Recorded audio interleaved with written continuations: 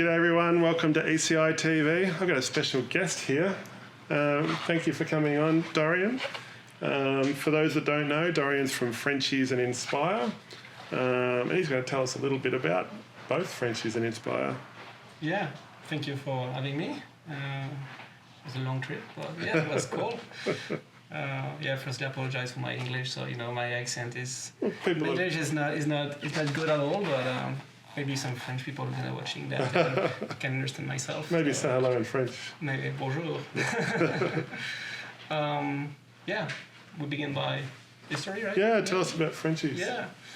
Yeah, Frenchy's was created in 2005, so we have 20 years this year, which is pretty cool, actually. We are a distribution company since, day one. We're distributing about 25 brands, freestyle racing, so both segments. And, company was created by Mark, my business partner right now. And we decided to join the company 12 years ago to creating our own brands. So we began by Pride Racing, which is our high-end component brands, and then Inspyre. So then it was like 2016, 15 for Pride, and 2016 for Inspyre. So we are about 10 years now. Yeah. So with a lot of brands already on the market, was it difficult to get started and then sort of find your segment of the market? Yeah, yes and no. 10 years ago, the market was pretty stacked. There is a lot of brands in the market at that time. But we did those brands not by, opportunity. We really want to do some things that we like. We like something very special, and we do believe at that time that there is some products missing on the market, and some specifications are really, specific to European market. Which when you talk to, because most of the brands come from America, because the sports it's coming from America. When in Europe we have a different way to do BMX.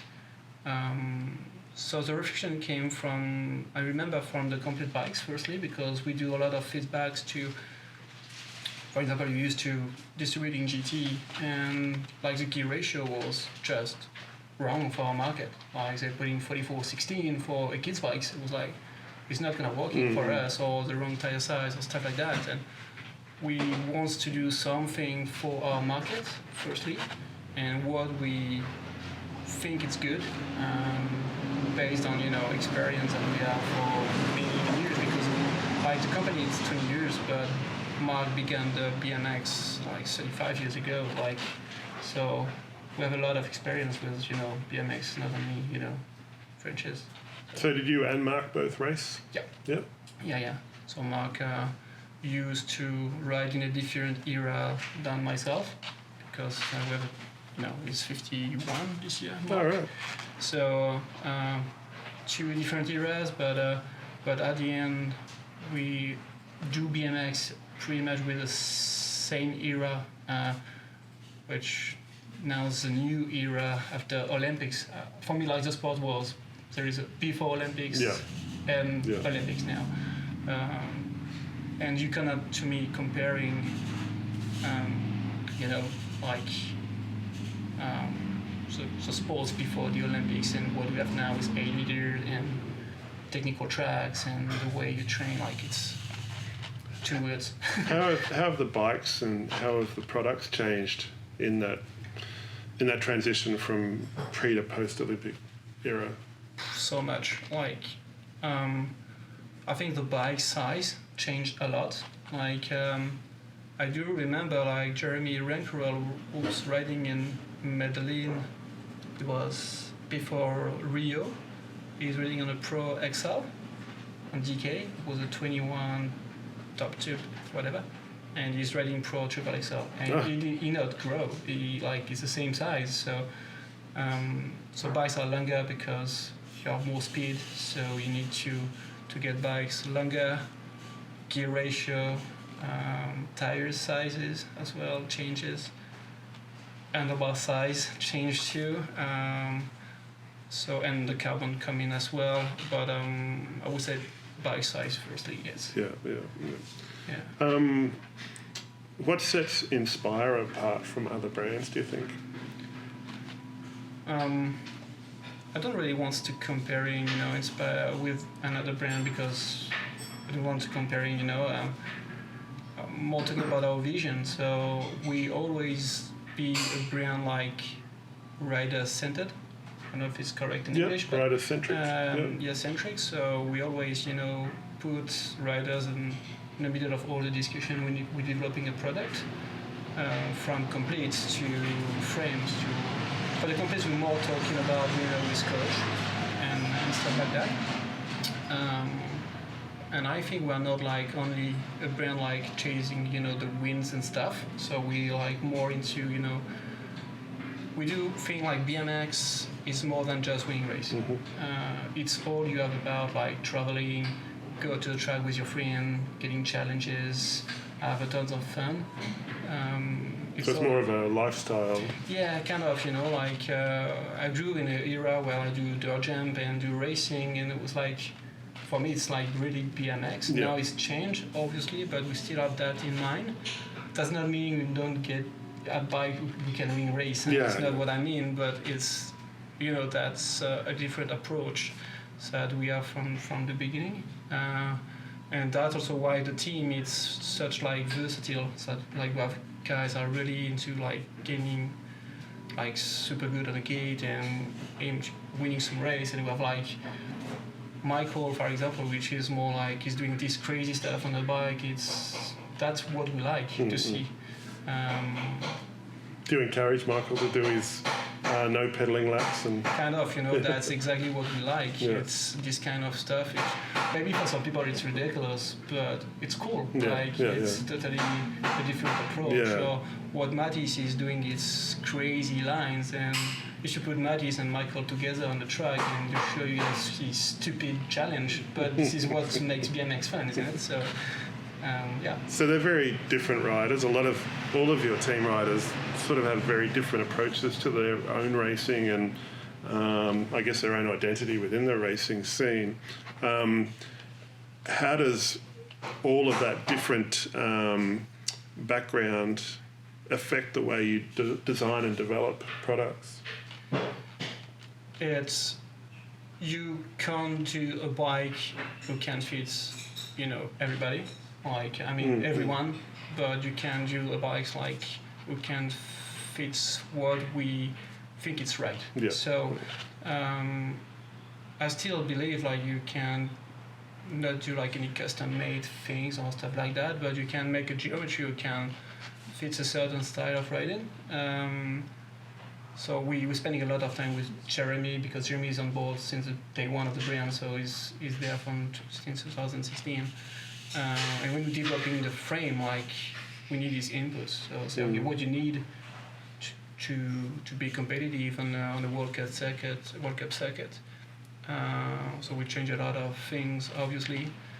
And then we have like Michael giving also his input, and so we just try to make a mix of everything. And at the end, say, okay, like that's what we want. That's what we like. Like the last aluminum frames that we did, the Concorde V3, we're spending almost 2 years to developing that frame, just because we just try to going back to blank pages, like say, okay, we're gonna try something, take times, so we're not like setting any new frame for 2 years. We just say, okay, we're gonna do prototypes and see which tubing is gonna affect the strength or the stiffness of the frame, if we're welding it this way or that way. So we just try to make things different that time, and it takes time. It takes like 2 years. Do you have an engineering background? Yeah, a little bit, but to be really honest, we have like some engineer outside as well to talk about welding and which kind of alloy you have to use in it as well. So yeah. Sorry, I'm blanking out here. Does the geometry change much from year to year for the frames?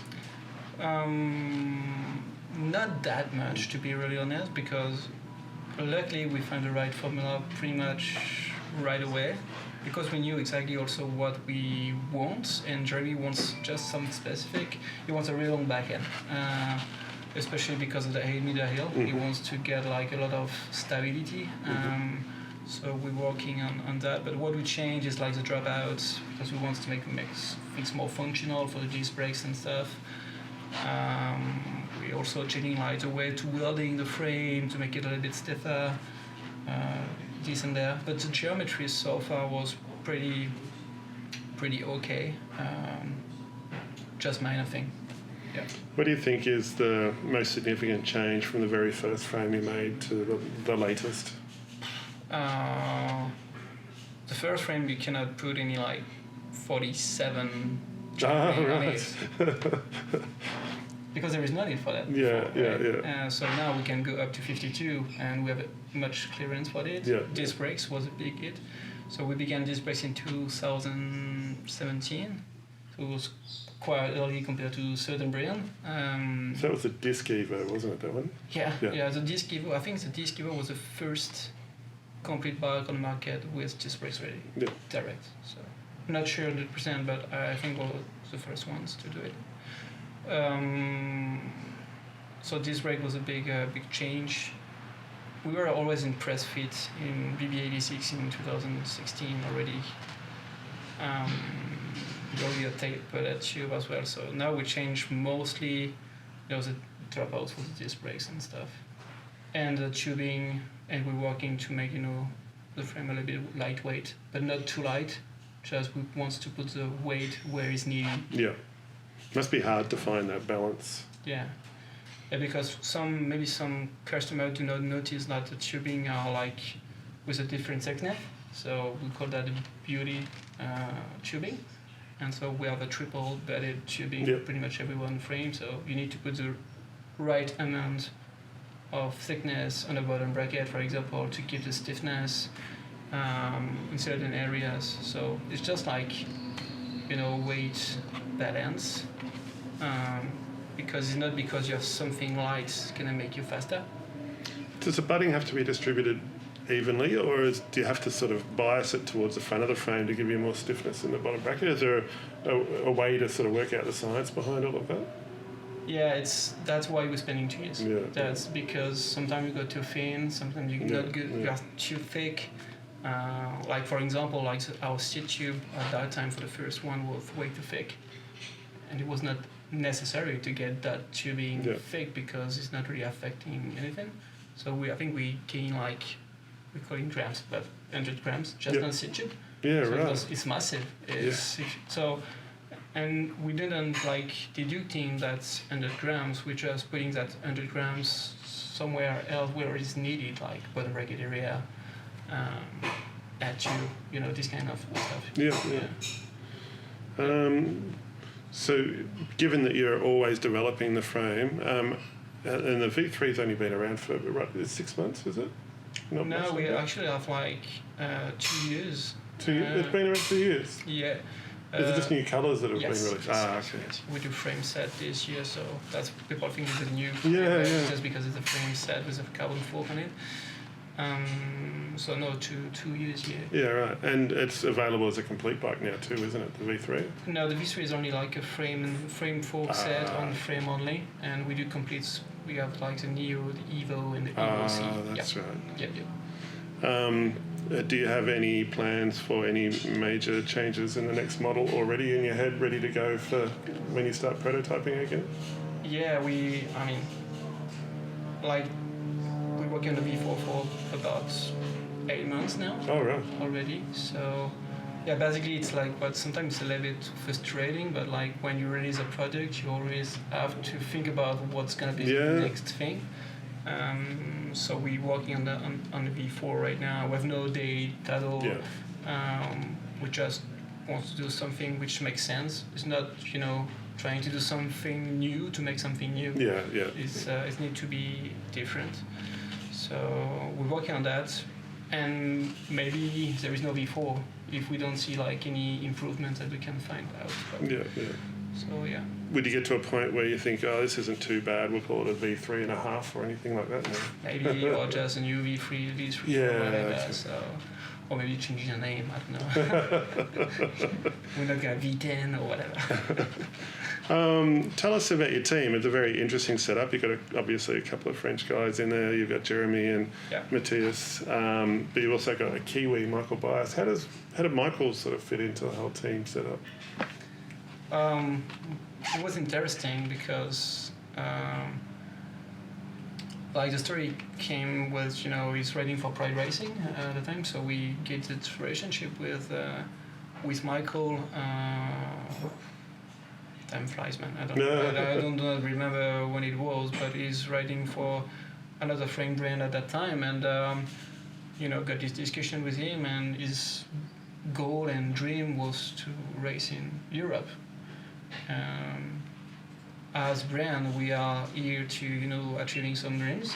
I think so. We are up or to help, and we're just working to get him on the team because his personality fits pretty well the brand. He's really technical.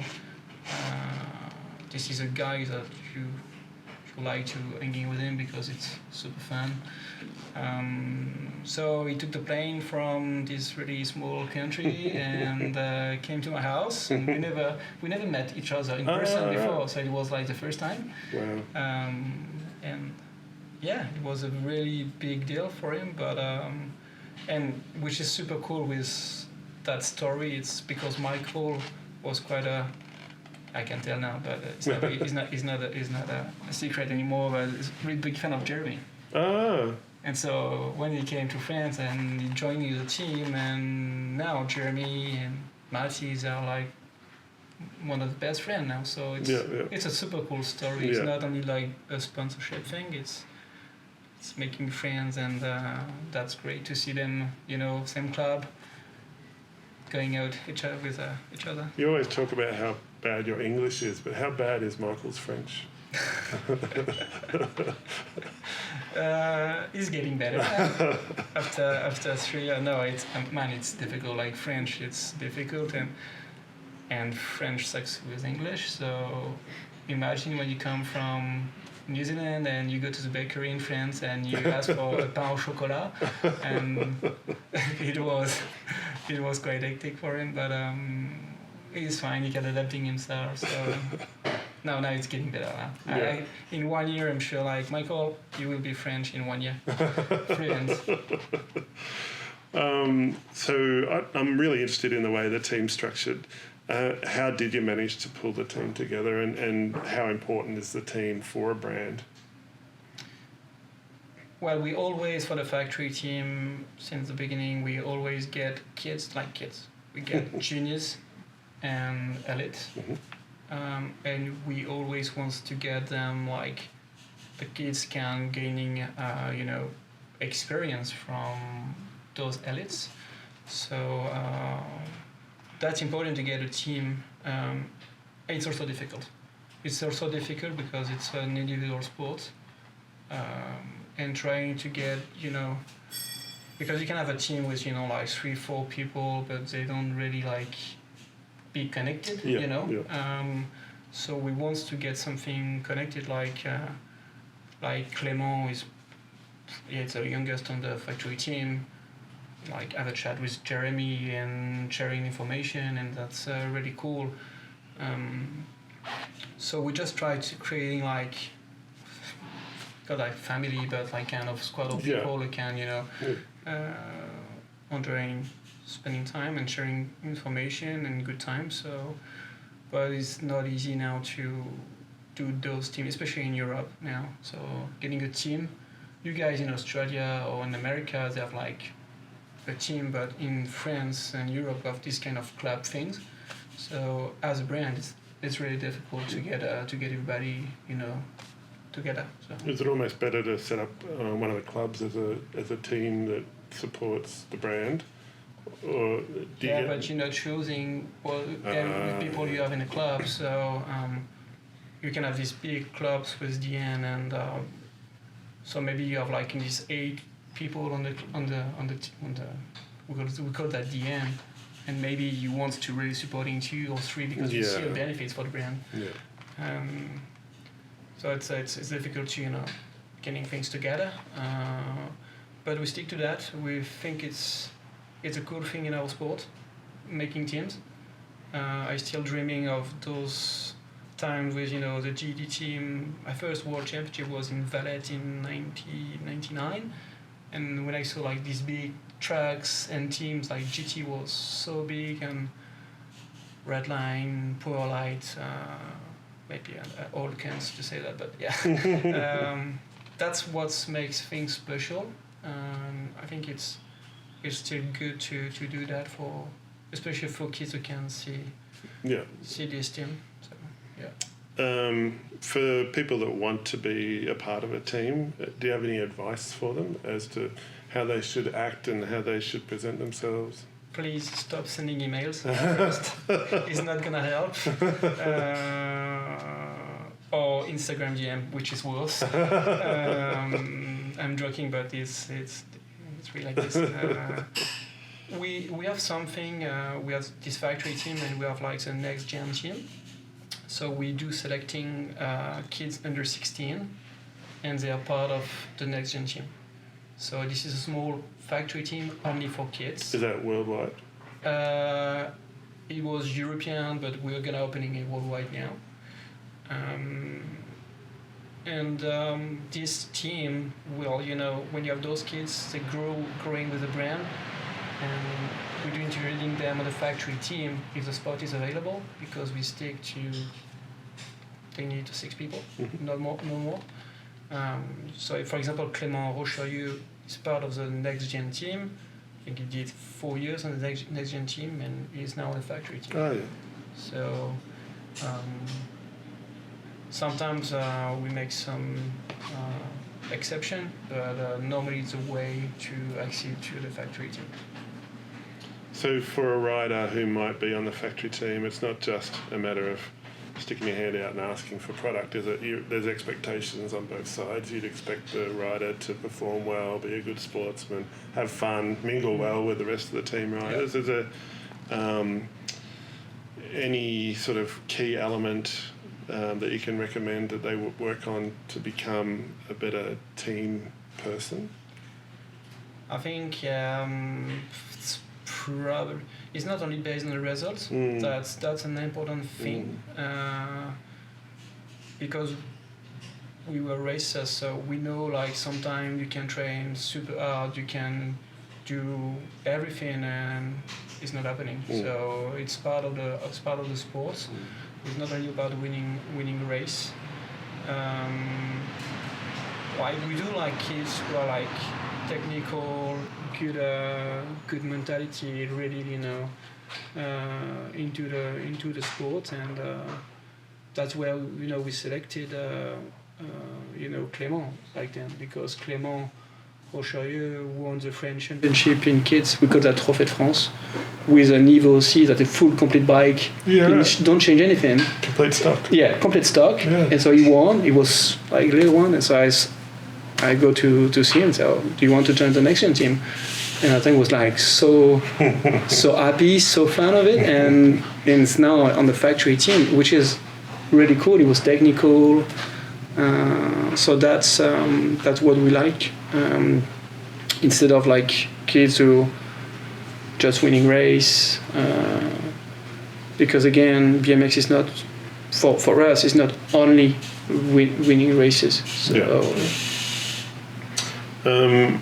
As far as a brand is concerned, as far as Inspyre is concerned, is an event like, say, the Grands, where you've got all riders from all levels from all over the world, more important, or is a World Championships more important?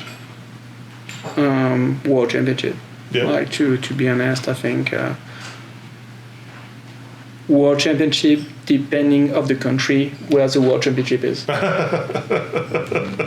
That's an important thing, an important one. Because we do see those kids at the Grands. It's really funny because some Americans, you don't see them at the World Championship because they're not they cannot affording like the trip. Yeah. I'm pretty sure it's the same in Australia. No, There's so much talented here that cannot like go to Denmark this year. Yeah.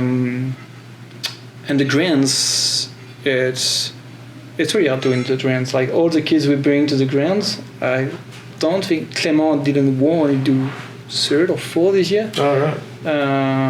But it's a big open class as well. It was 17-20x. Yeah. Anyway, but it's not really easy to win the grants. But the world is pretty special though. Like winning the world, even going to the main event in the world, it's not easy. But yeah, first worlds because of the world. Yeah. All right. More European ways to think as well.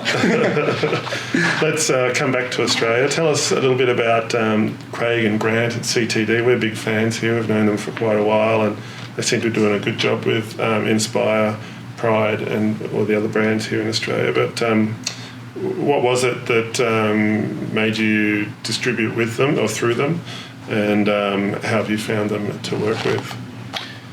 Yeah, I think they're contacting us. It was the year before World Championship in Nantes, so it was a few years ago already. And they contacting us and things are interesting about our product. And at that time, CTD did not existing. I think they're not creating the company yet. Didn't they come over and visit you before that World Championship? Yes, they did. Okay. Yes, they did. They came over, but before that. When they're creating the company, there's no really brands that are distributing, so it was like one of their first. Yeah, the first. They wants to pushing that which was cool, and that's how the things begin. Yeah, pretty much. And how does the Australian market compare to other international markets outside of France for you guys? We're discussing about that earlier, but we're growing pretty much everywhere in the world now, so which is quite cool. Australia is a little bit behind what we do at the moment, but that's also why I'm here to understand the market and understand how the BMX works here. Because again, like BMX in America, it's different. BMX in Europe, it's so maybe it's different in Australia, but you have to see by yourself.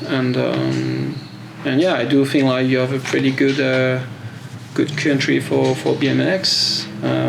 You won all the world ranking last year, World Cup Series. So there's a bunch of really talented riders here.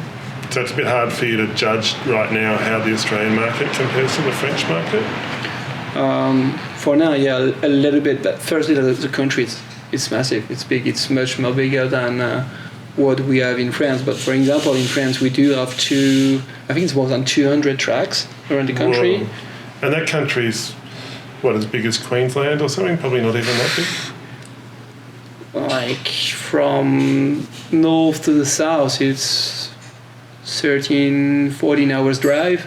Okay. So I don't think it's really, I cannot comparing, but like Melbourne, it's 10 times Paris. Yep. The size of the city. Yeah, right. So you're 4.5 million people. Whoa. But we do have 70 million people in France.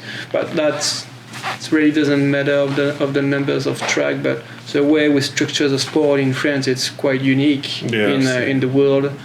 And so I'm just visiting some tracks here, and it's just different compared to what we used to have in Europe. Yeah. The European tracks seem to be a lot more technical than here, though. Yeah. I think that's the reason why we're also creating Inspyre and our product, because the way you do BMX in Europe was really different to America. When I've been to America the first time to do races, flat hill, super rolly, pedaling everywhere. When in France we always like this big steep thing, like since the beginning, and it's really unique and different. And so that's why it makes France quite unique for BMX. So you're actually visiting from New Zealand Yeah. Which Sweet you've spent a ads. few months there now. Yeah. Tell us about your stay in New Zealand. How did that come about? Well, it's it's a little bit a long story, but okay, let's go. Well, 13 years ago, I used to work for another company, and I would like to quit and go to New Zealand to doing a teenager thing, visiting a new country with my girlfriend, which is actually now my wife. Oh, yeah. So we had that idea in mind, and the same month when I wanted to quit, Mark came to me and said, I want you to join the company to creating Inspyre, Pride and stuff, which we didn't have the name at that time, but creating our own brands.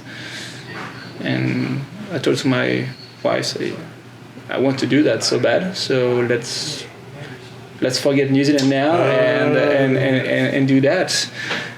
And so 12 years later, 2 kids, COVID-19 after, it's now or never.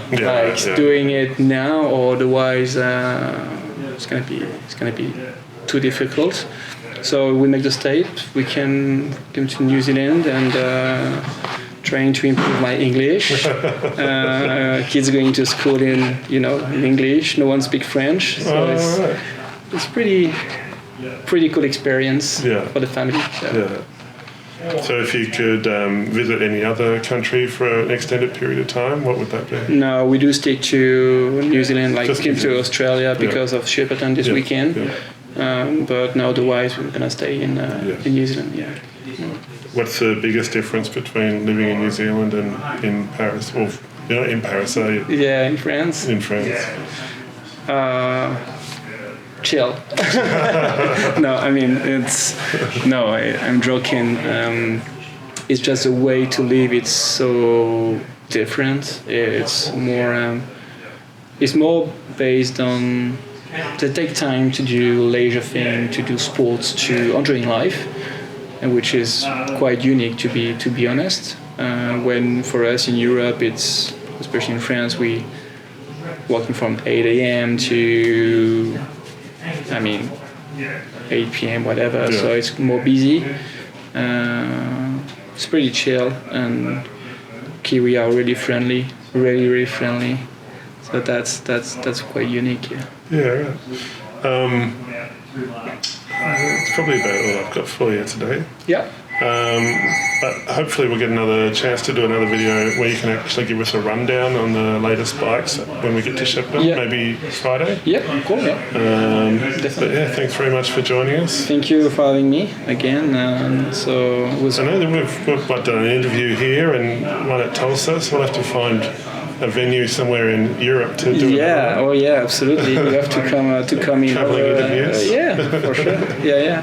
You can come in over, and we're gonna have a pain au chocolat and croissant for you. Oh, you'll have to order it for me then. We ask Michael to do it. Well, if you could do that. Sweet. All right, thanks very much. Thank you very much. See you guys. Bye.